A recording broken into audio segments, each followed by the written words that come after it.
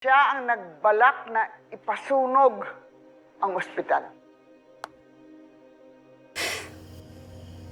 Napakawalang hiya talaga ng Emil na yan. Susugurin ko na talaga yan. Babalita ko sa lahat, siya ang nagpa-kidnap kay lolo mo. Hep! Nanay mo na, nandito ka pa po sa amin. Wala ka po sa distrito sa ACE, kaya wala ka pong gob na susugurin. Mainam patkunin at iligtas na lamang natin ang iyong ilo mula sa masasamang loob na yan, gamit ang aking kapangyarihan. Wait! Sangre Perena, alam nyo, kahit masave yun si Lolo, kukuha pa rin si Gob ng mga taong mahalaga kay Tera.